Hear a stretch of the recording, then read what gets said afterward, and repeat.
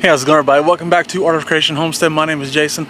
We're out here in Southwest Ohio. It's a hot day, but we're finishing planting our gardens because we have several spaces along our property that we plant in, and this happens to be one of them. It's a corner of our yard right here next to our privacy fence, and on this side of our house, it's just kind of out of the way. It's a pain in the butt to mow. It doesn't do anybody any good for anything else, but we can grow some vegetables and some life over here. And so that's what we do every year. We have this cinder block bed going right through here. We have onions and garlic planted right here, and over here is where I normally plant my beets. So we're gonna be planting some beets and some squashes today. I just want to show you how we're doing them, so stick around.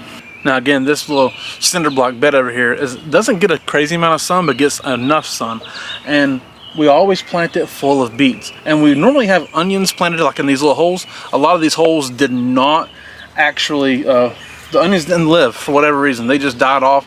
And so the ones where the onions died off at, we're gonna plant some beets in there as well. We're planting the Detroit dark red beet. It is just a classic beet. It's the one that you're gonna find in most places. Now, obviously there's a lot of other varieties of beets. We've tried them before. Obviously not all of them, sheesh. But we've tried a lot of other varieties before. This is still the best. We don't really do a lot of roasting beets or things like that. Not that we don't like them. It's just that I'm a hillbilly from the Blue Ridge Mountains originally. We love pickled beets. I love pickled beets. They're one of my absolute favorite things about growing beets, about growing a garden in general. So we plant beets for pickled beets and pickled beets only. That's just simply it. And Angela Kay does make a delicious pickled beet. So, and actually we have a video for those, by the way, if you care to see that. But that's the reason I care about these beets so much, and I take a lot of time and a lot of obsession here of planting these beet seeds. I'll show you how we do them. Now, as you see, these beet seeds, they look a little funny, right? This is a beet seed right here. It's what's called a cluster seed, so you can have multiple plants come out of one seed. And because of that, you really got to make sure you thin your beet plants really well after they sprout. Normally what I'll do is I'll take my finger and I'll pre-drill my holes, okay? Just put a little spot, a little dot. Everywhere I want a beet seed, I'll just put a little dot there. And I'm probably only gonna put about 4 in a row. That way they have plenty of space to grow. So I'm just gonna make a little grid here with my finger with holes in the ground. Now I've made a little grid about a 4x4, so there's only 16 holes, just because I'm gonna have to give my knees a break. So I'm gonna do it in little sections like that. And as I do that, I'm just gonna drop one seed in every hole, and that way it can have plenty of space and time to germinate, and we can then thin them once they all get sprouted, and you see which plants are gonna make it and which ones are not. Now, after I get these done, I will kind of zhoosh over just a little bit like that. Nothing really crazy to it. And I'm gonna keep planting these, and I will spare you the time of watching me plant 140 beet seeds.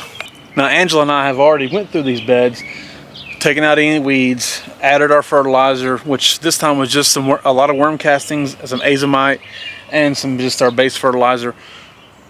Prep those beds, put it in fresh dirt or fresh soil. We're near some fresh soil. That we used an organic mix from Pro Mix. Oddly enough, the only place you can find that around here is Walmart. So we got these. They're compressed bags of Pro Mix potting soil. They're really light. It works really good to add into these beds, and helps retain moisture really well. And again, it is organic. So we've already prepped our beds with all that and got all that mixed in, and now we're ready to go. And now we have this 6x6 bed that we built a few years ago using some thin cedar boards. It's a really nice bed. I wish it was a little taller, honestly, but it serves its purpose really well. We're gonna plant it like we did this a couple years ago, right?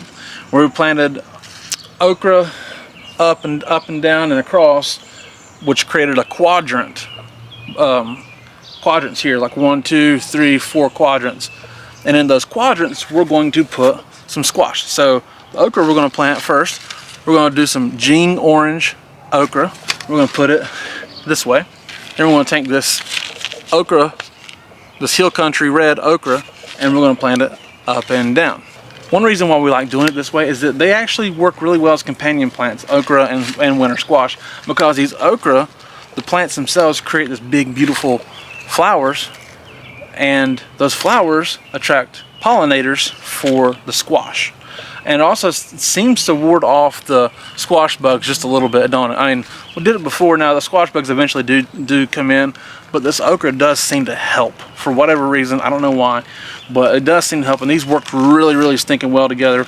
Last time we did it, we planted like 24 okra plants, so it was probably too many because it's way more okra than what we could eat, and probably planted too many squashes. So we're trying to limit how much product we're putting in here just for healthier plants and an easier job of working through this. This is the Jing orange okra seed, different seed, that's for sure. And so we're probably going to put, let's see, probably 2 seeds in each hole just to make sure we get germination out of it. And Angela's already made spots here. You gonna put them here? Yeah. Can we spread it out some? Maybe just a little. Yeah, let's do that. And that way I can see it better. So we're just gonna put a couple there, a couple here, and then a couple right here. Cover over them real good, and we'll do the same to the other side. And here's the hill country seeds, and we're gonna plant them up and down this way in the same method. All right, so now we're gonna plant these Burpee's butternut squash. We planted some of these last year. These are a butter bush, sorry, they're a butter bush butternut squash. We planted some of these last year. We also planted some honey nut squash, which is a trendy variety. They're smaller. They were okay, they were good, but these are better. And these actually work better for us. We also we've planted other winter squashes before. This just seems to be what we eat, is this butternut squash. And so it's just me and Angela. It has no sense in planting all these different varieties. If this is what you eat, this is what you plant. And so that's what we're going to do. So we're going to plant 10 spots of these. We're going to put 3 in each quadrant, and we're going to plant a couple other different kinds. So we're going to have 12 plants total, but we're going to make 2 of those are going to be something else. We'll show you in just a second. But this is all we're going to do here. We might see how many seeds we have. Yeah, we're going to put 2 seeds in each hole just in case they don't germinate. And we'll put 2 of these in each hole, and we'll thin down to 1 if they happen to germinate more than 1. And honestly, you just kind of simply do it like this. Put them a little separate from each other, and cover them over. Very simple. We're going to continue to do that, all right? All right, in the next 2 spots, we're going to plant these green striped cushaws. Now this kind of goes under the heading of planting things because for the history of it. We love doing that. And these are a classic Appalachian squash. This big, massive winter squash that some people, like my father, would insist that it was a gourd. Sorry, Dad, that's how you are sometimes. We love you though. But some people just think it's a gourd, but it'd be a big, massive gourd. I mean, they're huge. We grew them last year. Probably got 2 of the biggest ones we've ever planted grew last year, right? And so they're big, huge. They make a good pie. It's actually kind of more of a pumpkin, isn't it? It's kind of more of a pumpkin slash sweeter, nuttier. Yeah, it's a pumpkin slash winter squash style thing. But they're awesome. They can get really stinking huge, probably bigger than what we've grown. But we love growing them, and it's a heritage type things that we just enjoy doing because not a whole lot of people do it, and we don't really want to lose that vegetable, that fruit because it blossoms. So we don't want to lose that. It's such a classic part of our history and history of people who grow food. So we want to grow those, and they're awesome. They're delicious, they're cool looking, so why not, right? But we're just going to plant 2 spots of those in the same method that we did the butternut squash. Now over here in this little section we have a small bed that we made out of the leftover bits of that cedar over there. So we got a little squared off 2x2 bed, and honestly we like to plant things just for some color, some beauty, and to bring pollinators, because we need pollinators for the squashes and everything. So we got 3 kinds of zinnias that we're just gonna kind of scatter in this little section.